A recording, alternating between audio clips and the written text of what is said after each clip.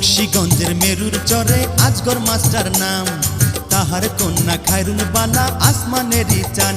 দাদা গো তোর হাতে বাঁধা ঘড়ি, এবার বিয়া না করাইলে গলায় দিমু দড়ি। দাদা গো অমন কথা কোস না নাতিন, বুকটা ধরফর করে।